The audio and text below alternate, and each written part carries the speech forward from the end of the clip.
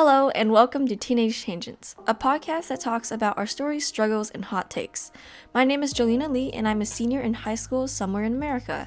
I'm joined here by Rose Biddle, my good friend. Our podcast is going to be a vignette style, which is a fancy way to say that each episode will feature a brief monologue/essay written by either me or Rose, and it will be followed by a discussion. So without further ado, let's get started. Do you guys have bouts of unhinged spontaneity? I wrote about this ecstatically in a journal entry on Christmas. I made this entry after a random solitary winter walk in my neighborhood. Can you imagine me? I wore white-heeled boots, the kind that kind of clicked annoyingly or empoweringly, I don't know. And I looked up at the moon, and it was a waxing gibbous, like a botched marble hanging in the sky. And I, the constant romantic, charge forward. These feelings, a feeling like I can change the world, of utter freedom and willpower, are often followed by, as I imagine for most people, nothing. I go back to my routine, my 6 a.m. wake up and cook my oatmeal, do my homework, and just try to get by. But every time I take a chance with these overwhelming feelings of purpose, it has been the best thing I've done. I understand that I sound self-helpy, egotistical, and completely crazy, but this podcast is the result of one of these bouts of energy. And here I am, after my frigid Christmas walk, drafting this script. And I hope that this podcast, at its core, can be a raw, heart-to-heart talk that can bring teens together with our shared adolescent experience. Things are much easier when imagined. When I was sitting on the top of the hill during my very cold walk, with cold gusts of wind rolling past my scarf-wrapped ears, I felt very inspired. But in reality, when I had to take off my gloves so that I could actually write in my notebook, I realized that my hands were freezing cold and that it was a lot harder to put the words down onto paper. And that brings me to my daily dose of cheese. Like my moderately insane Sub-Zero adventure, this passion project is definitely easier in my head, and I'll have to take my gloves off if I want to see anything substantial come to life, but I'm willing to do it. Today, in our first episode, I wanted to touch on the high school to college process, aka welcome to the college application season. It's coming to a close, and I know that not everybody goes to college after high school, and that there are many paths to be happy and successful, but I am just going to focus on my own experiences, because that's what I know best. Now, if you're in the same boat, I just want to say, wow, you did it. It's hard and you deserve to celebrate. One metaphor my friend Isabella made to college applications was that the whole process eerily seemed like a series of love confessions. I think this captured a pretty essential feeling that surrounds applying to colleges. I think we've all heard people say, oh, you're in love with the idea of the person, not the actual person, although this saying kind of annoys me. But that is exactly what the college application process feels like. You write dozens of essays, fall in love over and over again with each possible version of yourself at each school. But there's no way to know for sure. Even if you transfer, you can really only get one undergraduate experience. And the one-sidedness of the application feels like you're chucking your heart into a dark vortex, where the final verdict is made in a couple months later in a message shorter than any essay you wrote. Rejected, waitlisted, accepted. This may sound slightly overdramatic, but as a person who has never confessed their feelings romantically, this is getting a bit too personal, but oh well. I think colleges may be the first of my love confessions. Besides the stats, which are like grades and test scores, writing college essays is the most personal and seemingly controllable parts of your application. How much it actually helps your admission, I have no idea. The cynic in me thinks that each application is chugged into some algorithm and just spits out some result. To me, writing is an extremely confrontational act. The image of the introverted writer who burrows in their hermitage erases a very real side of writing. That writing is something you have to fight tooth and nail for. If writing is my superpower, then it comes at a great cost. I feel depleted and tired and skeletal when I'm done. It feels like you're sitting on a 1 square foot island surrounded by vultures voicing your demons and insecurities, but you just gotta push through. When I wrote my college essays, I felt as if someone pulled the floor out from under me in an elevator, leaving me to plummet into an obscene obsession over the story I was writing. Am I a scholar, writer, musician? Am I everything blended together, or am I a dormant physics genius? The phrase "be yourself" is thrown around a lot in college essay advice. But I beg to differ. The truth is, as teenagers, we are probably not qualified to know who we really are. If we live out the average lifespan of around 75 years, we are barely 20% through. That is simply not enough time. But like my walk, where I felt this weird sense of purpose that didn't have any direction, I still think there are parts of you that will stay the same. The energy, the way you walk, how you sing in the shower. Most of us will probably change our career paths, grow to be more confident, so on and so forth. But some things linger, and hopefully, I hope that you can capture this essence of yourself in your college essays, which sounds super artsy and I don't know if that even made sense, but all you can do is ask yourself this question.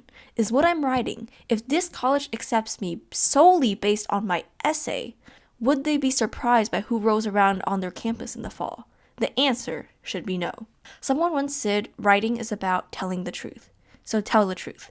Not the truth in 10 years when you become a rocket scientist, the truth of you, a paradoxically thriving and struggling teenager who wants to have an impact, whether that be in your community, your family, or the world beyond. And that brings me back to my vignette about spontaneity.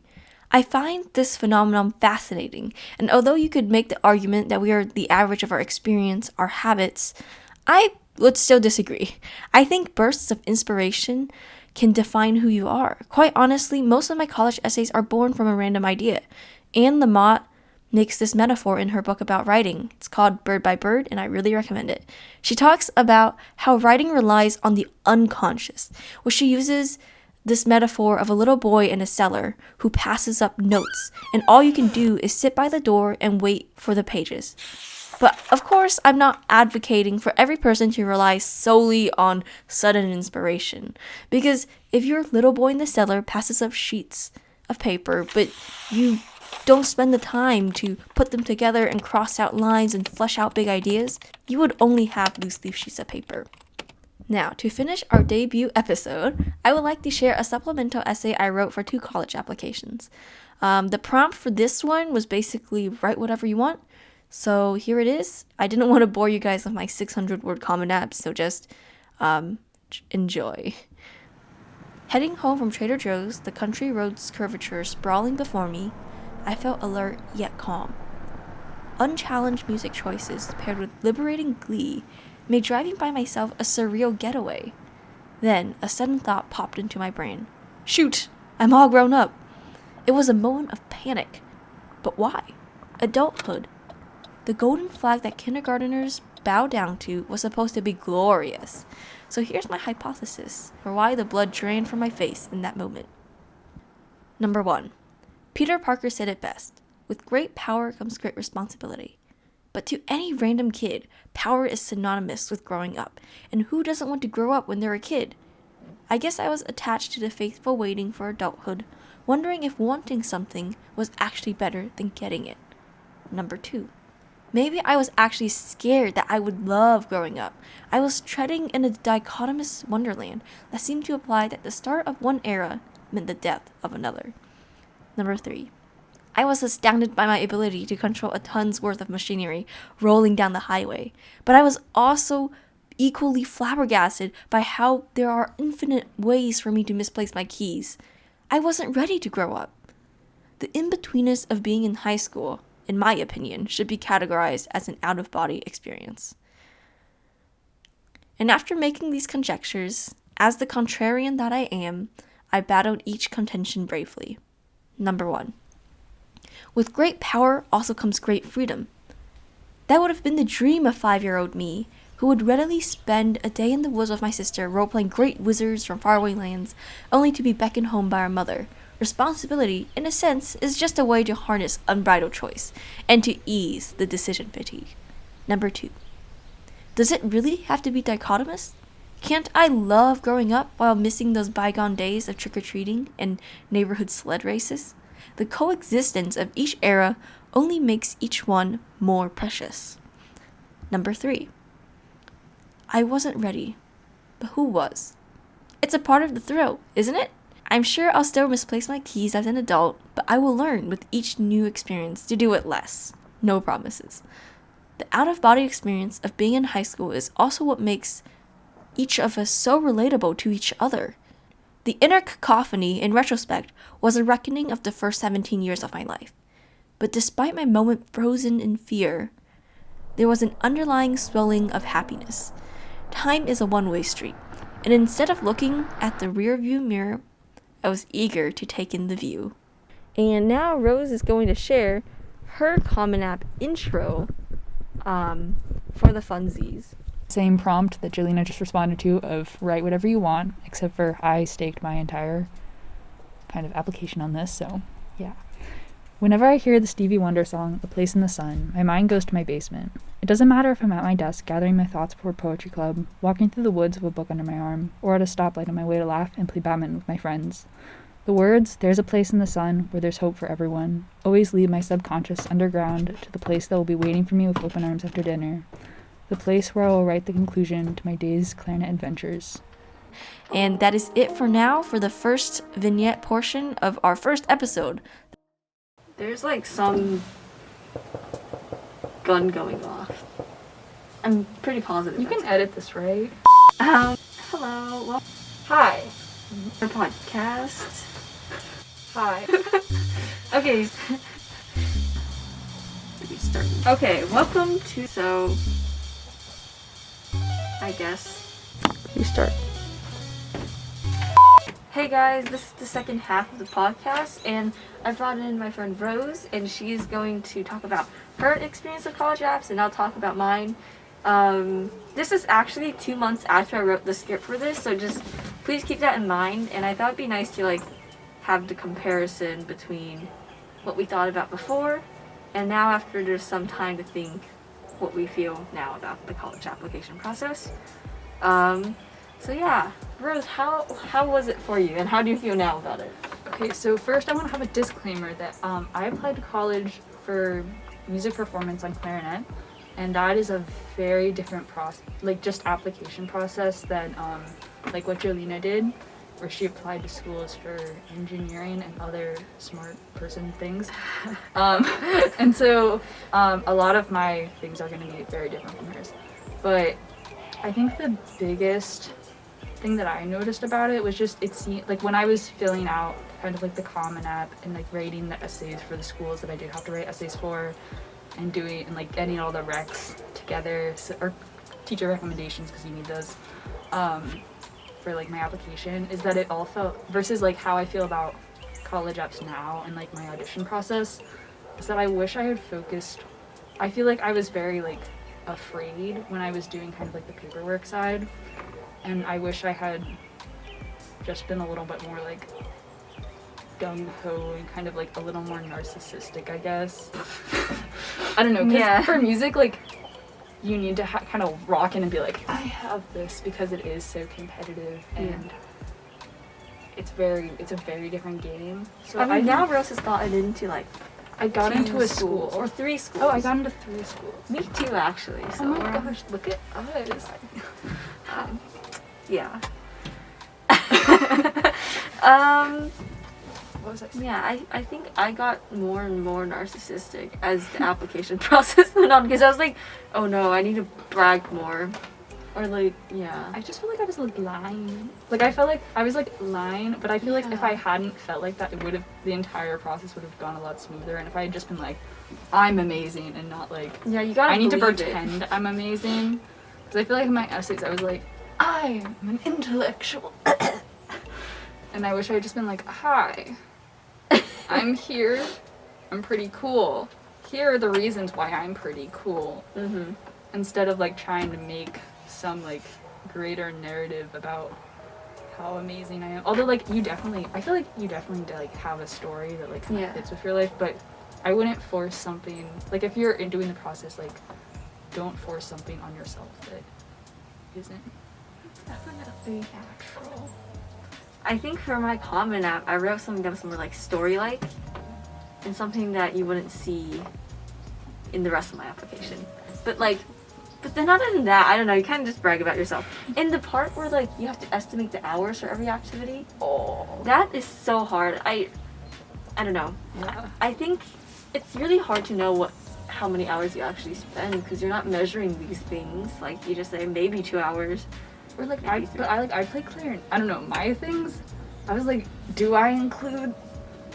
Because I don't want that... Because, like, there were a lot of weeks in high school where I did extracurriculars for, like, 20, 30 hours, but I'm like, for like 20, 30, like a ridiculous amount of hours that you shouldn't do. But I was like, I can't put that on my college application because that will like look like a lie. Mm-hmm. It's pretty. I mean, that's a good lie thing to have because that's where, don't psych yourself out. She did Pitt, which is like for a musical, and that's like so much. Our school is also just interesting. Yeah, our school is like, I'd say our high school is like decent. Like, out of our region. But, like, just kind of the intensity when you compare it to, like, the other high schools in our area. Our high school, like, the performing arts teachers definitely, like, eat up the hours of your life. Okay, I guess tips for students. Maybe this is, like, in the summer of 2021, and you are a student, and you're on YouTube, and you're like, how do I do college? And you find this video, I guess. Hi. We are your predecessors. Tip number 1 for the essays. Read a lot of books. Because if you read a lot, you won't be like a magical, like, writing magician, but you're more likely to, like, understand how words work and, like, fit together, and you're like much more likely to have fun with the essay writing process than if you like don't read it. Also, like Jolinna Jolinna is the president of our school's poetry club because we're cool. Huh? Yeah, we're like the coolest club. So I feel like doing things with writing that are fun and kind of take away the scariness alongside of writing college essays, that definitely helps a lot. I feel like, I mean, people are gonna hate me for this, but like, essays get a bad rap. Like, people are really like they can be really fun. Yeah, but they can be. And writing is hard, but there are harder things. My Common App essay was the highlight of my application process. Like, it was honestly so fun. Like, even though it kind of destroyed my soul. Yeah. Oh, also, if you're thinking about Common App topics, and you're stuck, just try writing a Common App essay about something that is really easy for you to write about, even if it's kind of ridiculous. And then you can work on trying to like get it into being something that's kind of sounds like a sane person wrote it, and you can have your English teachers help you. And you're gonna edit it so much. I had like 3 drafts at least until I got to my 8, man. Yeah, like, see, look, there's like so much variation, and you're gonna have to edit it. If you don't edit your Common App, that means that it doesn't mean that you're a very good writer. That means your essay probably sucks. Although I will say that I don't know if this was a good idea, but there were some colleges that I had to do like honors essay applications and like just like scholarship applications, and I may or may not have done them all 1 hour before the deadline. And I got into some of those programs. So yeah, I think like the world won't end, but don't do it. Usually if you're applying to like, if it's a competitive school, don't do it. Yeah.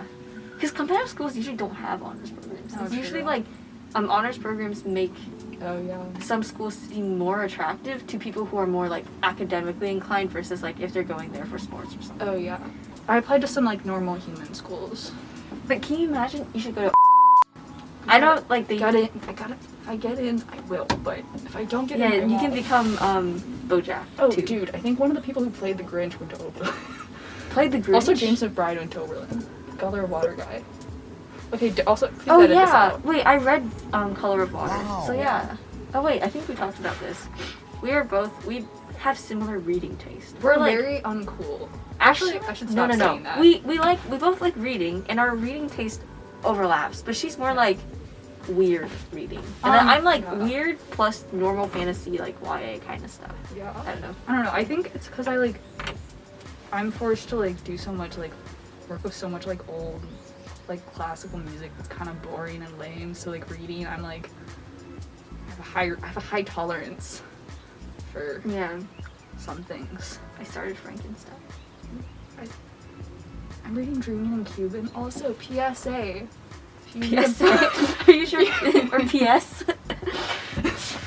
If you need a book that is kind of actually very disturbing, but is very pretty, and will make you think about a lot of things, read Dreaming in Cuban by Christina Garcia.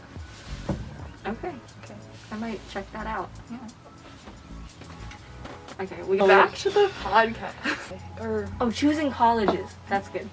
Okay. Would you like to start that off? Sure. So, a lot of my friends are like applying to a lot of schools, and a lot of them were safeties. But my strategy was, I just applied to like 2 safeties, and then the rest are all reach, because I just want to leave here. Sorry, Mom, if you're watching this. Yeah, like, I think if you know that you're gonna get in, you'll probably get in, but maybe you just need 2 safety schools, because one of them might reject you. I don't know. Yeah. Because college application process is just... Yeah. There's also, there's a certain school in Virginia that's known for kind of having a very weird admission process that rejects a lot of people who don't. Basically, it's weird. Yeah. We're not naming the school's name, but yeah, we know who we're talking about. So, I applied to some in-state schools, so like UVA, Virginia Tech, William & Mary. That's it. And then all my other schools are out of state. I don't know why. At the end of the process, I got so terrified that I was going to get rejected from all my safeties that I applied to more safeties when I could have applied to more reaches. Yeah. But like, at the same time, yeah. I don't know. I applied to quite a lot of reaches, so it's... I applied to like a lot of schools just because I had to like do a lot of work for like each school, but I wish that I had applied to like a greater volume of schools, because like I had the video, like the audition videos like ready to go, but all the application deadlines pass in like December for music, and so I was like so scared that I like had no shot at like getting into the schools, so I was like, oh, I'm not going to apply there because I might not get in, and also I don't know if I like want to go there. And so now looking back on it, there are a lot of like big state schools that I wish I had applied to just like for the heck of it, because I probably had a shot of like making it in, or I like probably would have made it in, but I just didn't because I didn't want to spend time on How much school is this? This is like 5 different schools. Oh, dude. How many schools did you apply to? Like 7. That's like quite a lot. Even though I know now, like, students are starting to apply to more and more schools. Like 10 to like 20. I wish I had done that. Like I don't know. I know someone applied to like 20 schools for like theater, and I'm like, I have a popping social life. Rose has the popping social life, as she says herself. For a teenager in 2021 who also locks themselves in a room for a lot of time to blow through an instrument alone. I'm glad that's how the sentence ended. Yes. I fixed it. I would say I have a relatively popping social life. Yeah, she actually does though. Yeah. Like, I don't know. Other life advice in high school. Commit to something. And just do it. I was gonna just say, like, have friends and like enjoy the fact that you're a teenager, like a tiny bit, because I did not. Because I basically just like hunkered down the entire time, and then the rest of the time that I wasn't doing that, I was just like crying and watching Netflix. But like, maybe that's also your destiny. Yeah, but like have friends.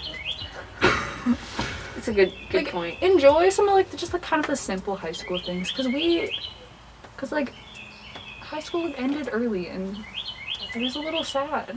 Yeah, me too. Yeah. But we're going back in like 2 weeks, and it's gonna be horrible also, because I'm it's going to hybrid. a football game next week. Oh, for marching band? Yeah, I'm going to my first football game next week because I joined marching band because I needed friends. Okay. How do we wrap this up? So that concludes the second portion and the final portion of this first episode of the podcast. Next episode will be featuring Rose's hot take on something. Yeah. And it's probably less conventional like college applications. It's going to be Because- about like garlic or something. I don't know.